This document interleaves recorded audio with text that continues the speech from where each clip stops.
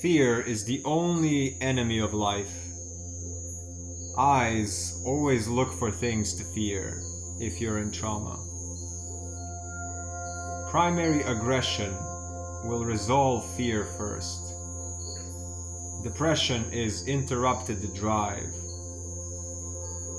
All negative emotions have a restraint and inhibitory response. Negative emotions are propelling your action impulse versus inhibiting the action impulse. One has to be released for the other one to fulfill itself.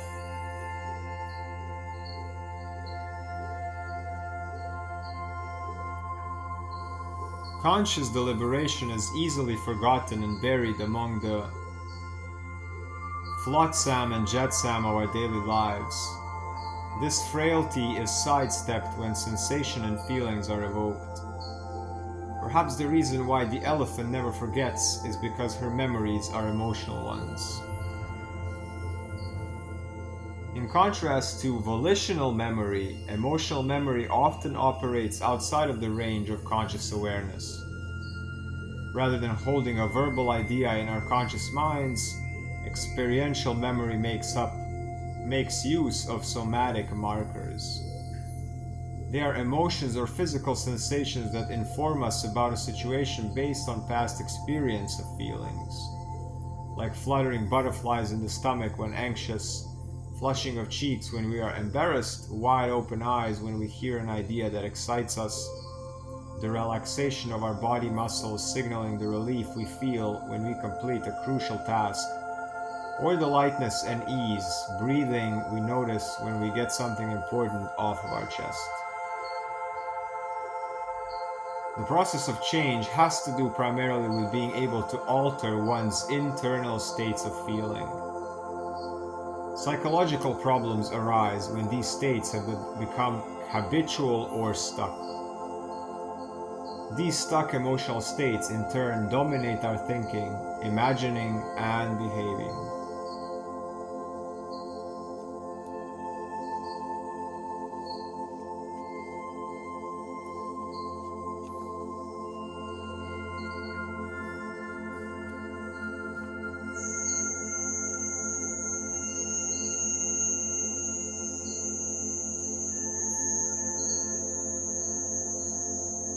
Three practices for somatic relaxation and exploration.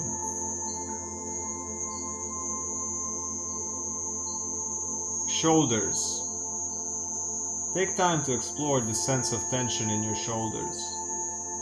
Note which shoulder is more tense. Keep your awareness on that tension. Then imagine that this tension is increasing. As it increases, note how that tension would want to move the shoulder. Allow the shoulder to move very slowly so that it feels like it's moving on its own. It may take 10 minutes to do this.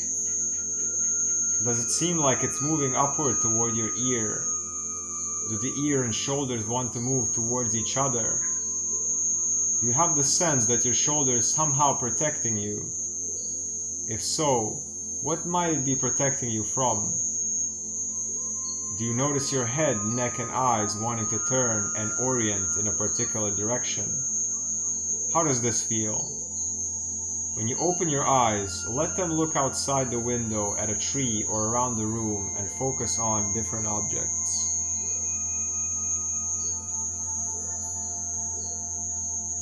For the jaw, goldfish jaw. Attend to the tension of your jaw and mouth. Notice whether your lips and teeth are touching. Slowly begin to part your lips and slightly drop your chin and lower jaw. Notice any impulses or urges. Next, infinitely slowly, begin opening and closing your mouth as though you were a goldfish. Gradually, almost imperceptibly, increase the range of your opening and closing. When you come to a point of resistance, gently back off and then slowly move back into the resistance. Do this several times, finding a rhythm. Likely you will have a strong urge to yawn. Gently try to resist this and move into the feeling of yawning without actually going into a full yawn. This process will almost surely be maddening, but try to stay with it as best as you can.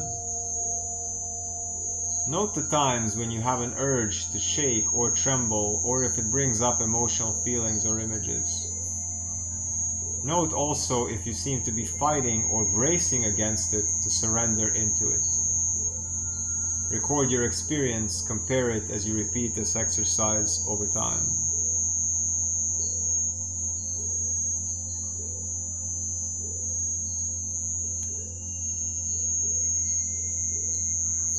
The continuity of experience. Here we begin to fuse the internal and external experience. This processing of the organism/environmental field is what steers our forward course. Feeling is a continuous process involving varying degrees of pleasant and unpleasant. Many subtle cues of feeling go unnoticed because more intense emotions are overshadowing them. Most people are unaware of these nuances that are overshadowed by the periodic upheaval of discontinuous intense emotions that appear to come out of nowhere. They may seem wholly irrational and even dangerous, leading to suppression. The intense secondary emotions overshadow the instinctual ones.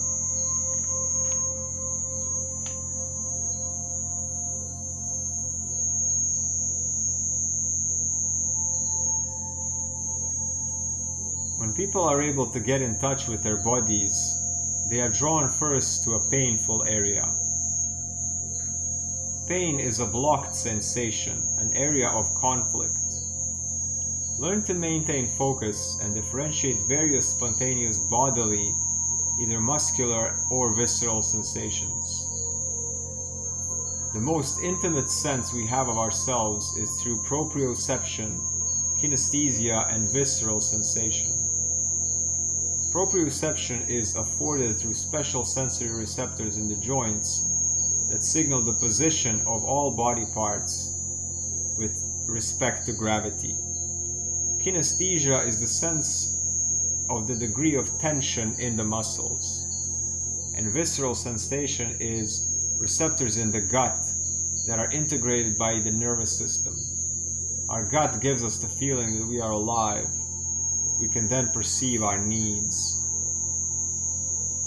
Without these internal senses and without an expanded perception of the external world, we are unable to know ourselves and realize that it is you who is focusing on the events, whether they are interesting, pleasant, beautiful, or ugly, dangerous, dull, and so on.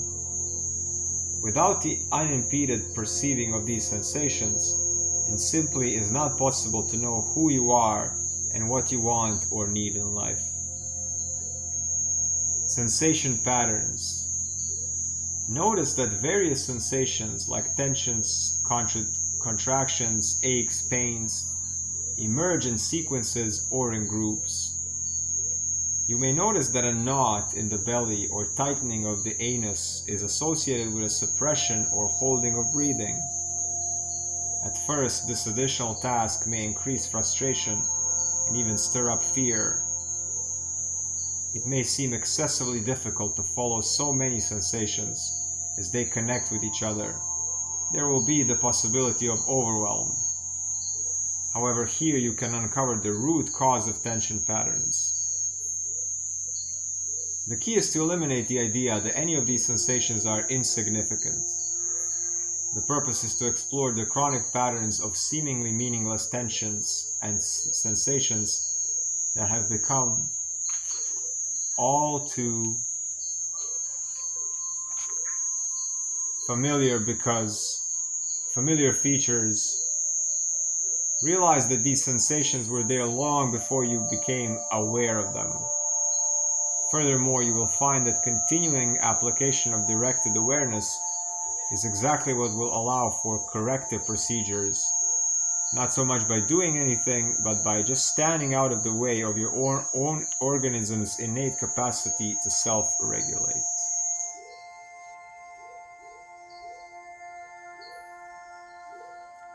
The key to processing the traumatic material successfully is in cultivating the ability to hold a duality with an emphasis on the sensations, feelings, images, and thoughts that are unfolding in the here and now. When this is done, fragmented elements which make up the core of trauma become gradually integrated into an experience.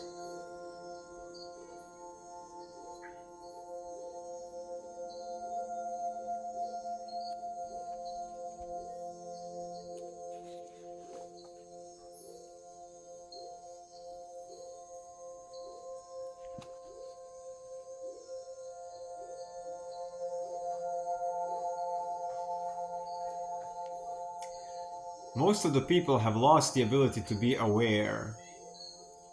Tuning out begins at the earliest stages of life. As infants, all our basic needs must be met by the caregiver. When we get fed, held, rocked, or soothed, all these primitive needs must be met by the other. When they are not, we protest, escalating to a cacophony of screaming, wailing, and flailing of the limbs. Moreover, when our needs are repeatedly not met in a timely and consistent fashion, the sensations of distress become so intense and unbearable that shutting down is the final option. As we grow and mature, we learn to actively suppress our instinctual impulses, needs, and emotions in fear of retribution from our parents. We can sense their subtle disapproval and discomfort, turning away from this invalidation and further shutting down nascent awareness. Buying gifts to replace real connection, we become blunt and diminished adults. Awareness is the only way that we can know ourselves, learning to be mindfully aware of the moment-to-moment that is going on in our body and mind as they exist through various situations occurring in time. We have no experience of anything that is permanent and independent of this. There is no ego or self, just a counterfeit construction. Counterintuitive to most of us, this is common knowledge to highly experienced meditators. Life is a constant stream of arrivals at the present moment.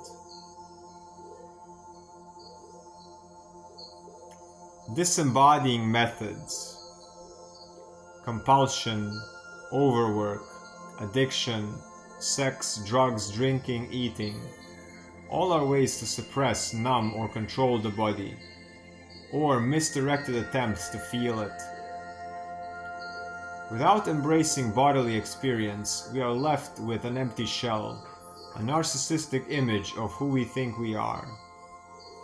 We are unable to fully really feel ourselves, a fullness formed from a continuous flux of actual experience.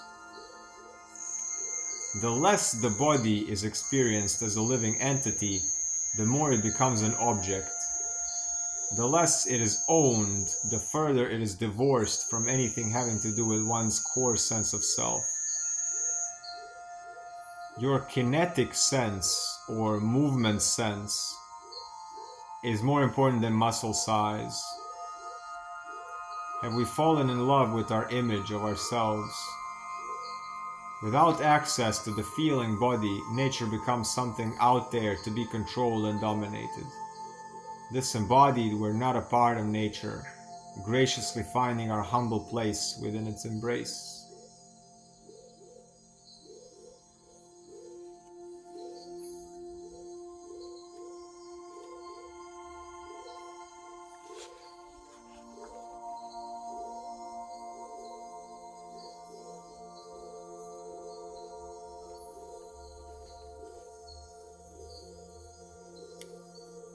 The degree to which we cannot deeply feel our body is the degree to which we crave external stimulation.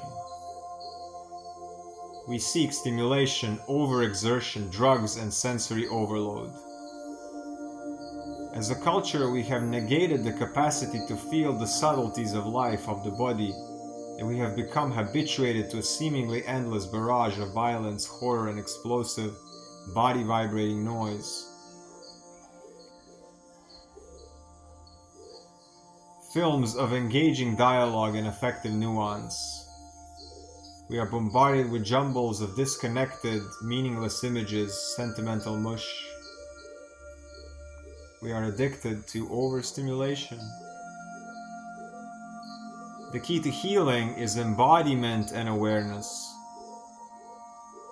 Instead of ascribing a mental cause or blame, focus more on the sensation in your body. All of our stress and trauma change the body. We experience the world through external senses and internal senses. If any are compromised, we become lost. If the internal doesn't work, or is blocked, or is clogged, for example with food, we cannot deal or recognize emotions and desires. When we suppress our primal instinct, it bottles up inside us, creating disease. In modern life, instead of relying and using our instincts, we need to deliberately not use them and not react. But because our original human design stays the same, we feel truly alive only when our survival instincts are fully engaged. This is rarely acceptable in most social settings, and that's why we seek it in fights, drama, stimulation, wanting to feel alive.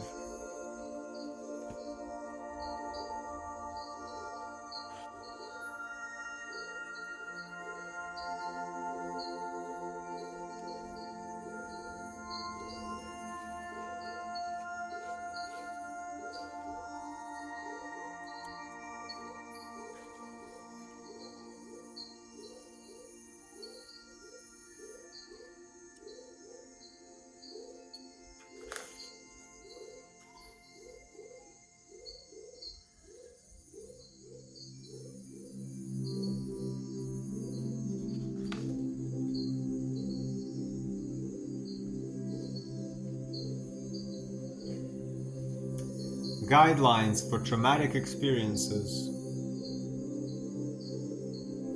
All trauma leaves us breathless in some way. In the moment of shock, people don't really know what happened to them. They are breathless with a loss of inner and outer orientation. In the shock state, images become disparate and fragmentary, are focused exclusively on the most salient threat features. In one of the paradoxes of trauma, traumatized people have a split perception and reception. They are on autopilot, where they act calmly. They also enter into a dream/nightmare from which they cannot awake. Two contradictory commands. One is to instinctively orient, the other is a demand not to. The result is a collision of opposing impulses. This results in a thwarting of the biological orienting impulse. The need for human contact when threatened is a mammalian survival instinct. Due to the power of shock and the immobilization response, there is a reduced ability to ask for help and engage in the social. Being voiceless is part of the immobile response and is seen in all species that usually vocalize. Here, mobilizing an effective defense against intrusion can be established by physical gestures. As the shock is reduced by making an effective boundary, the centers in the brain are coming online for further deliberate and articulation. Another person's outreach and physical touch provide a sense of orientation and help to enlist diminished capacity for social engagement. The activation of the central vagus system helps, and we can engage the other person as a resource, meaning that when we're in trauma, conversation helps, engaging with the person helps. The eye-to-eye contact is crucial for social engagement system, and so is touch. This physical exchange in which we are participating in each other's nervous systems leads to stabilization. Through smell, we have direct access to the limbic system. Contacting our own personal denial is key. Recognition and acceptance. Contacting the deep emotional truth by acknowledging loss. In therapy, this happens gradually over time. Discharge of energy and emotions comes in waves, from fear to sorrow to pendulating expansion and contraction. A response to trauma includes scanning the body after the trauma to assess the nature and level of damage. Rage is natural. It is a strong defensive response. It is an impulse to kill. That's why people get scared and try to suppress it. It is also a pendulum between rage and fear and then sorrow in order to heal. I've spoken about this in previous lives, where in order to come back into balance, become angry and then go and be sad. And then become angry and be sad. Key is to release little by little to not get overwhelmed.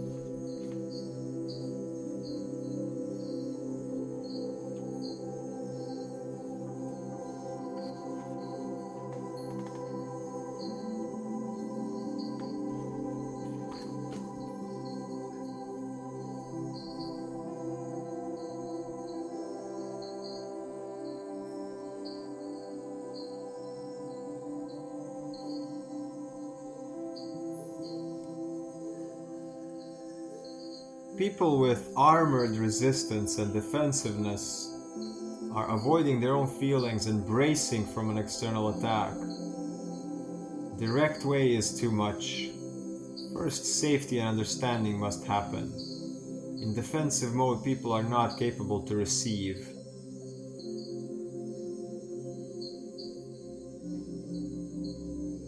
People need choice, and they need noticing of positive change.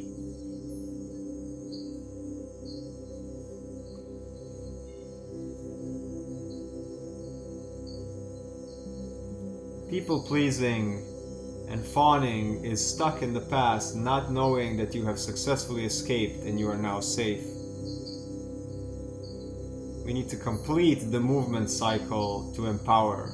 We need to physically feel our boundaries and strengths.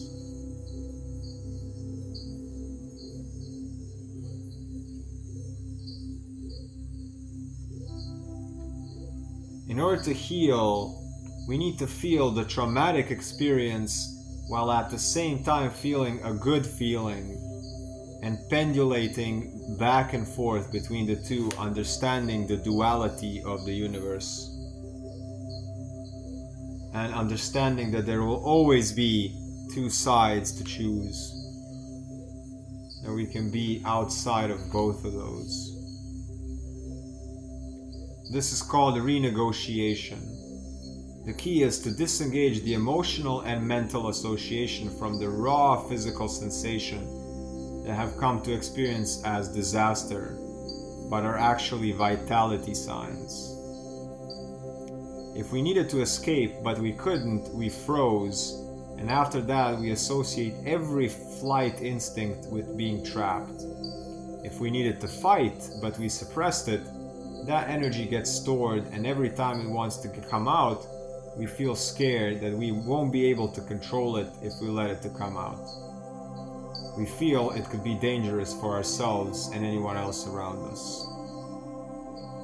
Here we have conflict between the raw self-preservation messages of the brainstem and limbic system, whether to run for our lives or be reasonable and walk calmly in an orderly line. We need to feel the electricity in our body and use it to take it to a place where it's enjoyed. If we are resistant to this, where is the resistance? Go further into this, and we will arrive at expectations that we will be trapped if we try it, or suppressed.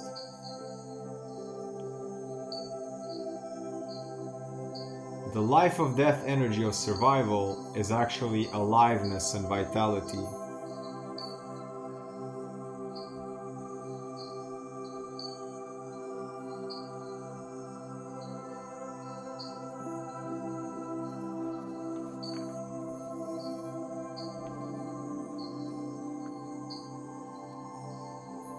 Welcome Laura, welcome KC.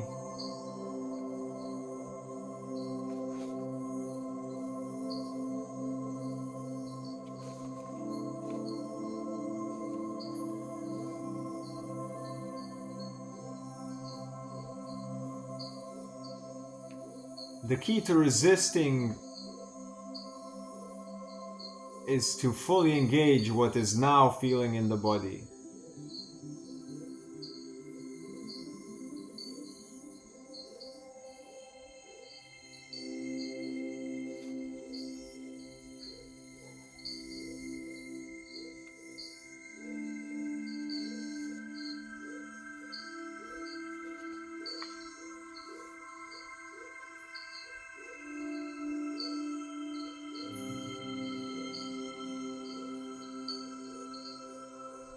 Okay, pendulation. Reinforce good response. Pendulate. Give choices, ask questions, offer contact.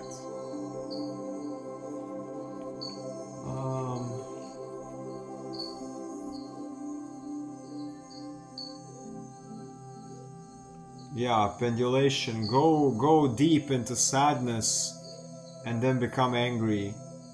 And then realize I had to go back into sadness, being like, yeah, this is my boundary, it's what has to happen. And then you go back into anger and put up the boundary, and then you go into sadness about something else, and also any traumatic thing, and then feeling something very enjoyable. So sit somewhere,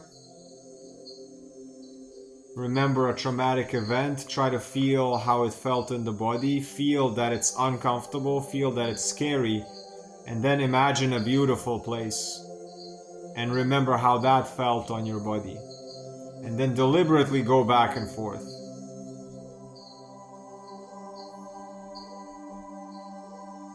And you can have multiple good ones lined up if you need to.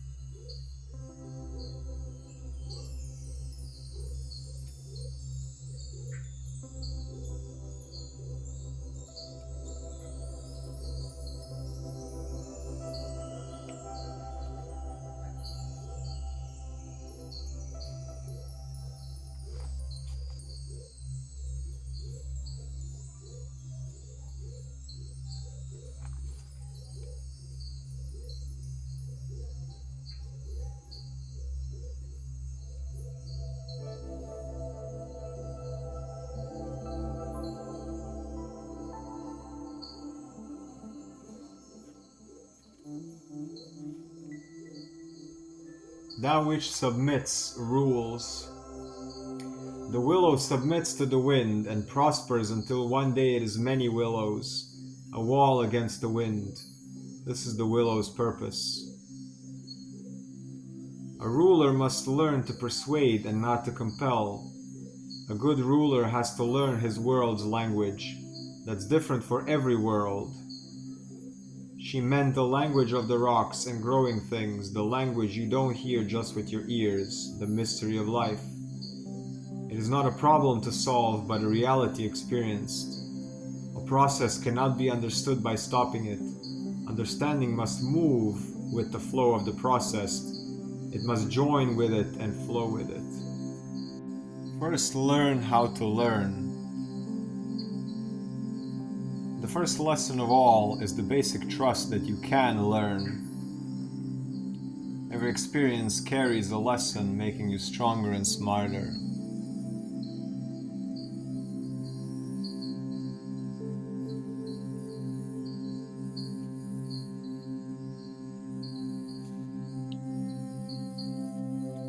When you come to an area where there is more space, more people, the mind needs more focus and more oxygen and energy in order to be able to expand enough to cover this new complex terrain of energy.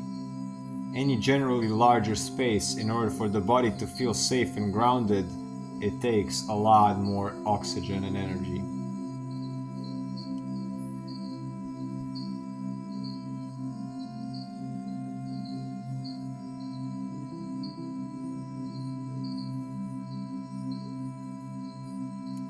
Basic alignment. Both ankles hold half of the weight. Both knees stacked above ankles. Pelvis not tilted in any direction. Solar plexus not crooked or rotating on some axis. The heart and shoulders strong and centered, yet relaxed, and not shouldering and carrying the world and sadness. Centered, not forward or uneven. The throat, jaw is loose, face is relaxed, both sides of the throat are open. Eyes and forehead, not one eye dominant. Center your attention to the middle of the forehead, massage the surrounding area of the eyes. Always have awareness of left and right, space around your body, the front and behind you, past and future, and of course the present. I am able to tangibly feel my aura as a semi-gas thing around the body. It's like a filter that eats and samples and needs its own care, nourishment, cleaning, and has things that damage it and make it denser and heavier. There are also things that make it lighter. Feel into which do what. Energy naturally always wants to rise up to the brain. You must keep it in check and embody it down in the body.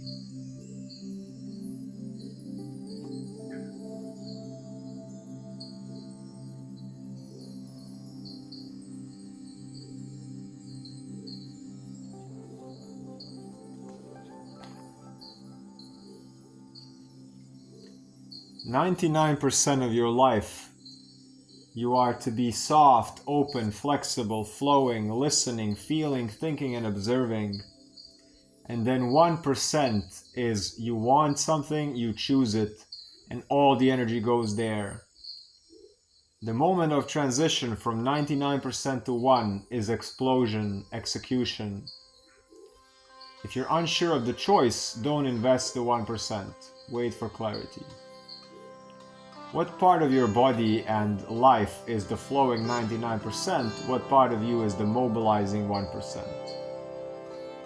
Mobilizing is not just physical tension. It is willpower and intention. Energy follows intention. Observe and pay attention first, and then only can you even see and notice any openings or invitations.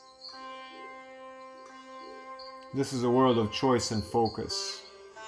Close yourself from too much outside influence. The aura moves slow, have patience. End your sentences low.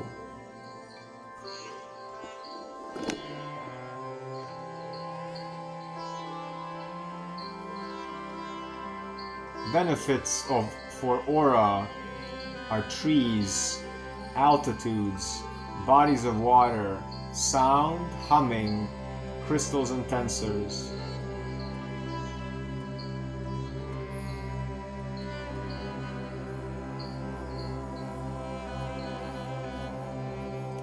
Know when to stop talking.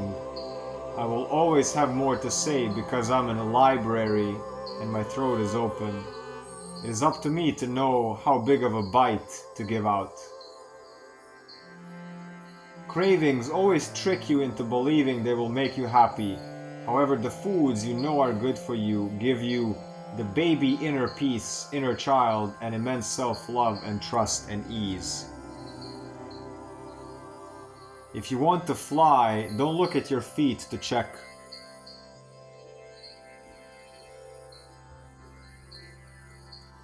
Fear is in the tissues in the morning. Oxygen kills cortisol. Wake up, do breath work, do full body circulation and oxygen.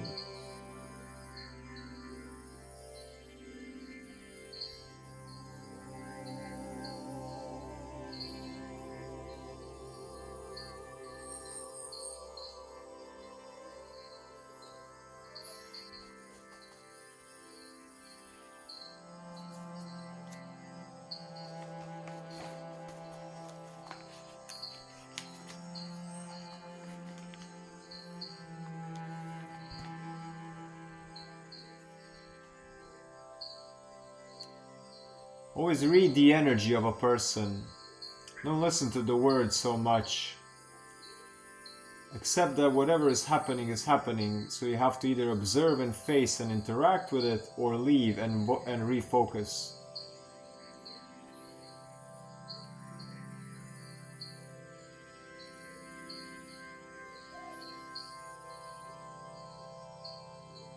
Avoid fighting. Even though it hurts your pride in proving, remember that the real struggle is about people in their own competition. Whenever going into society, notice how the momentum of the ages affects you, and stay anchored in it. Noise as well. Trust your sense about others.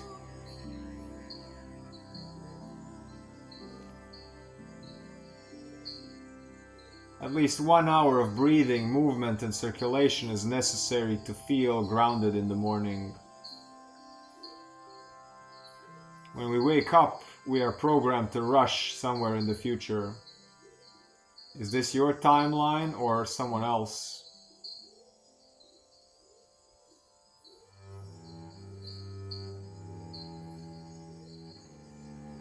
Notice if you are living into a certain point in the future.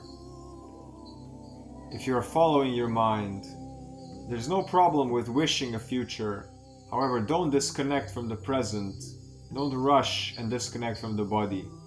Accept your pace. Eternal life is slow.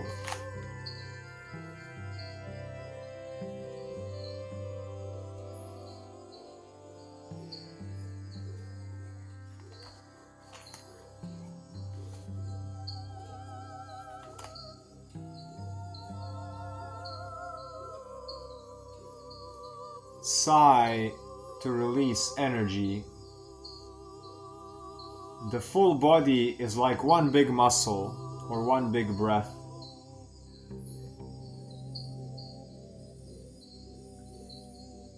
Stop talking if you feel like you're straining yourself.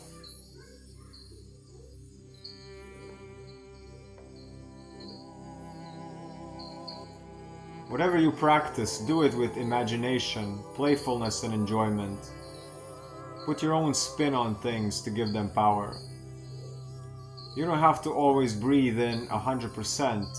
Focus on the exhale first. Recognize the shifts in a day when you move up and down the vibratory scale. Ask yourself, okay, where have now I arrived?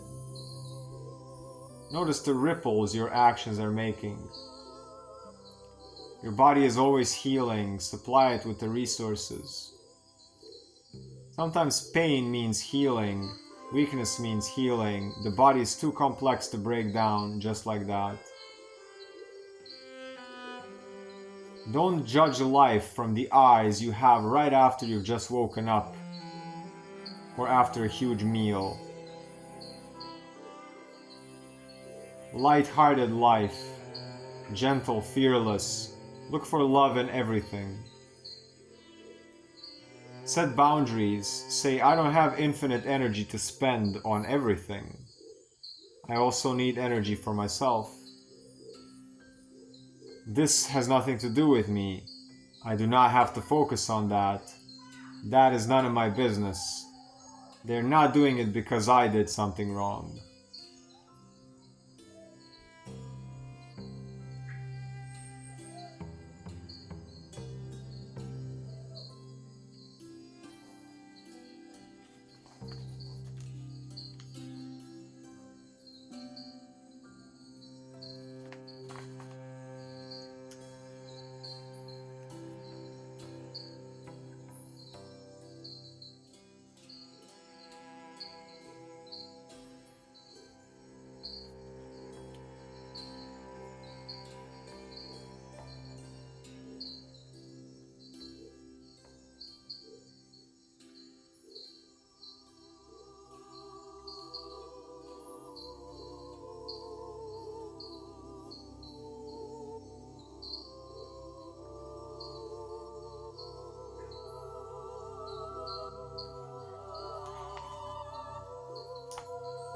We have the famous list of positive adjectives. Oh, we're almost done.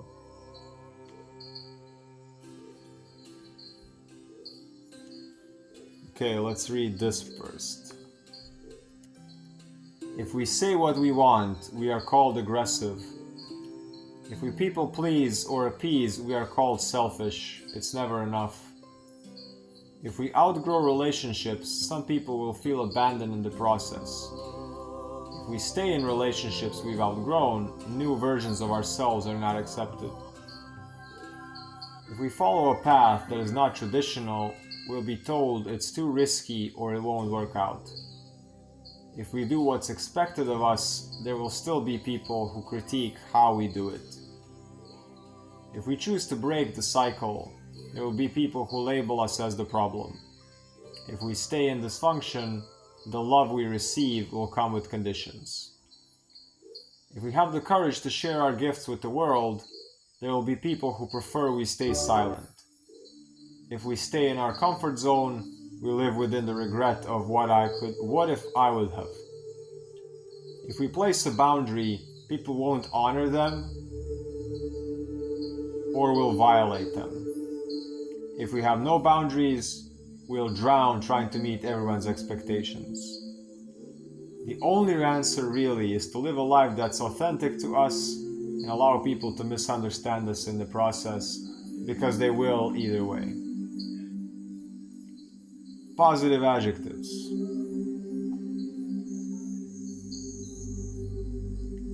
Amazing, wonderful, colossal, beautiful, spectacular, inspiring, awesome, amusing, interesting, nourishing, healing, delightful, clear, friendly, charming, dynamic, adaptable, pleasant, harmonious, kind, affectionate, loving, bright, intelligent, smart, fascinating, enchanting, creative, original, and expressive, artistic, imaginative, inventive, determined, resolute, persistent, diplomatic, sensitive, tactful, gracious, strategic, dynamic, charismatic, energetic, vital, lively, funny, hilarious, amusing, comical, generous, considerate, giving, caring, providing, bountiful, diligent, helpful, useful, supportive, natural, compassionate, likable, loyal, faithful, committed, devoted, patient, tolerant,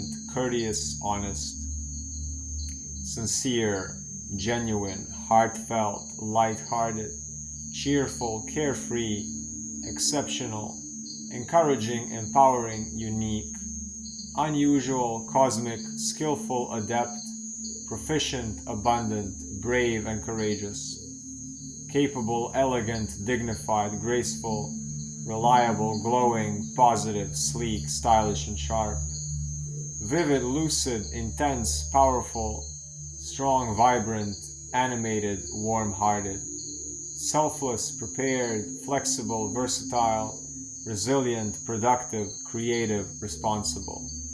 Perceptive, insightful, open-minded, receptive, easygoing, relaxed, nonchalant.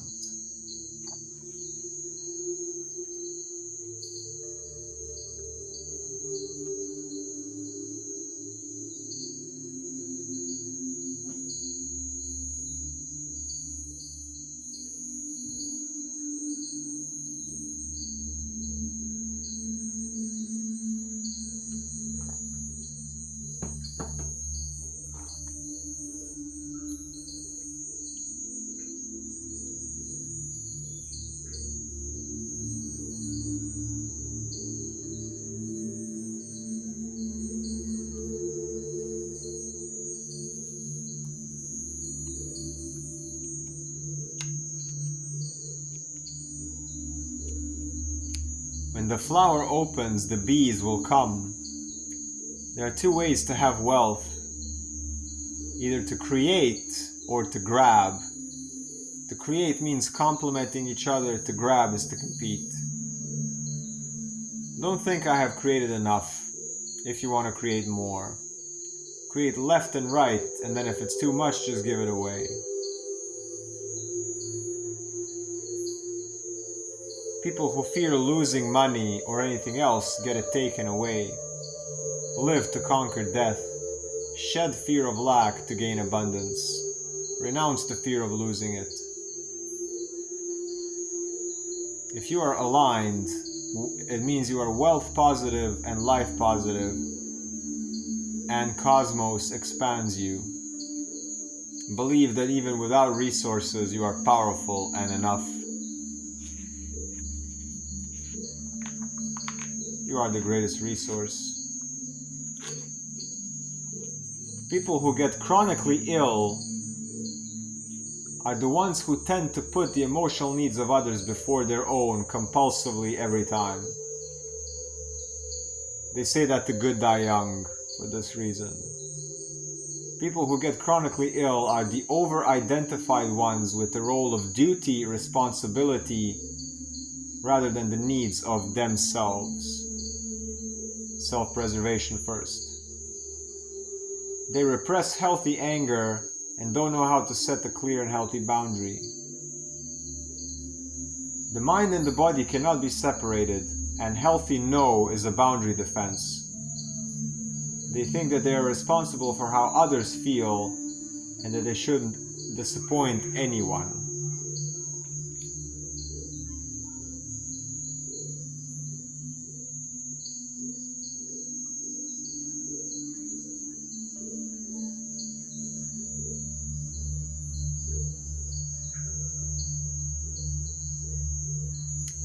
When someone is loud, frustrated, defensive, and in ego mode, they are not stronger than me, and I'm not weaker. I do not have to be defensive as well and fight them. It is never about me. People are unstable and emotional, unconscious, blaming anyone and anything outside of them. This is the primary response. Do not expect stability or give energy trying to make everyone happy. Sometimes it's just drama and emotional release. And after you are gone, they probably won't even remember.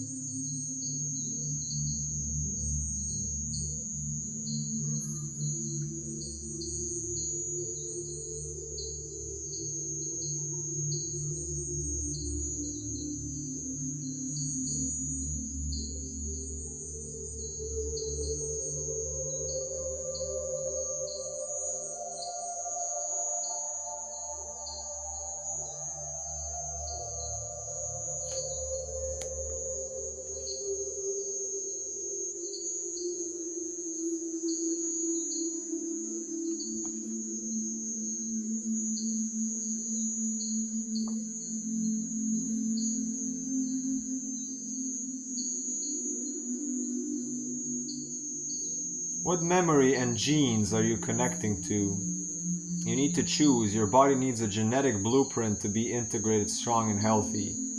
You have to have an identity of your frame. Meaning, are you a yogi? Are you a martial artist? Are you a runner? Are you a cyclist? Are you a swimmer? The body needs a choice of frame.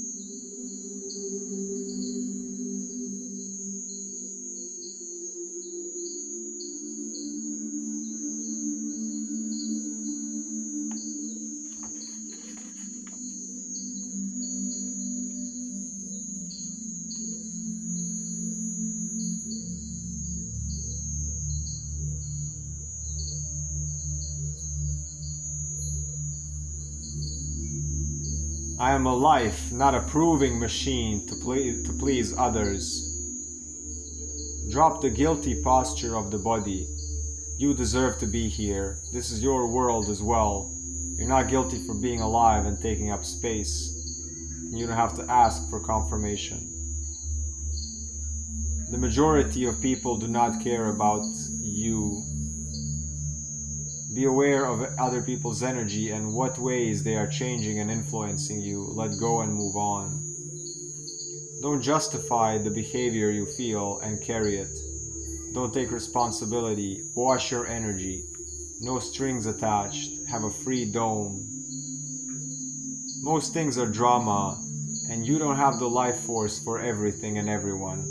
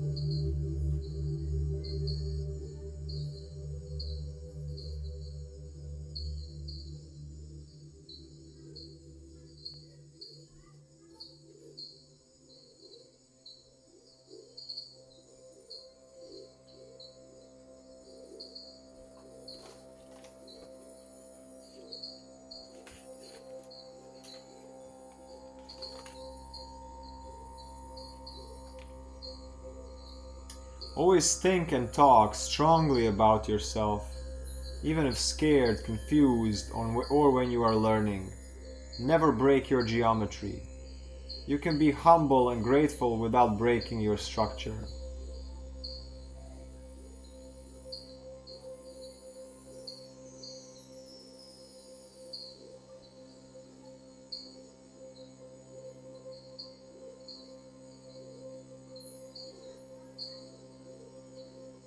I must be able to look at what is happening in front of me regardless how sick, lacking, dying, draining, or triggering it is, and learn how to not get involved.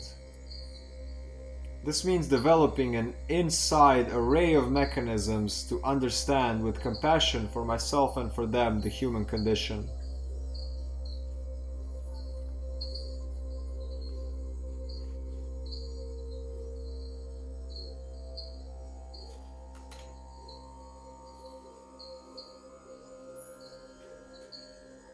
Keep moving to stay still to keep moving.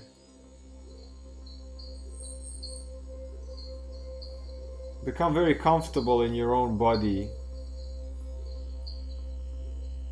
Allow yourself to feel pleasure.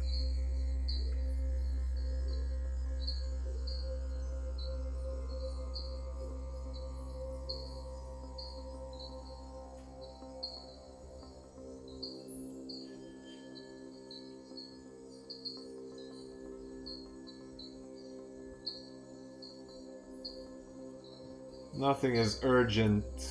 There's no urgency.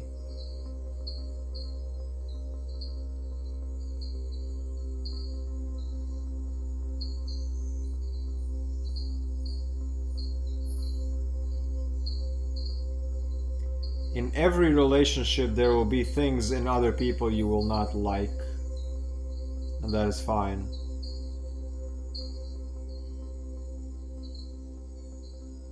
Anything that makes you feel less cannot be the truth.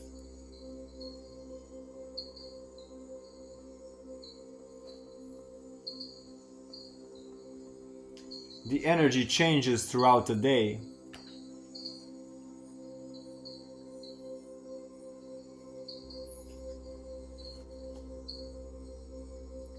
Care but do not carry. Do not carry people in your body. How to know that you're carrying? You're usually overwhelmed and physically exhausted. You imitate the emotions of people around you. Your happiness is tied to their happiness. It feels selfish to feel anything they're not feeling. You overthink on the behalf of others and their conflicts.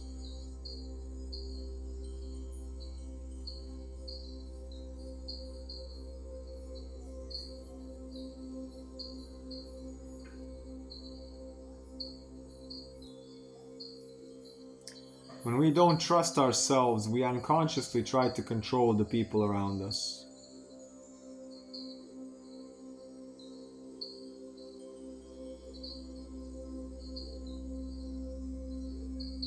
A focused mind in a world full of distractions is a dangerous thing. Knowing what to focus on and what to ignore is half the battle against a system that is designed to beat you into obedience. Everything is pulling our attention these days.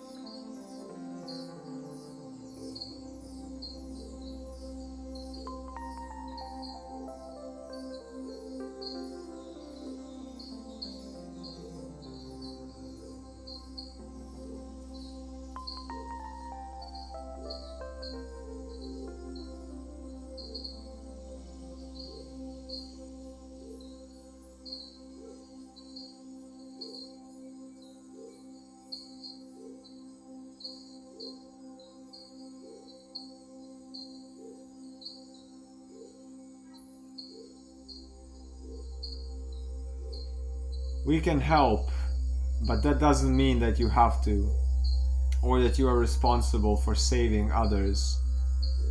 Remember, I am here for my own life as well.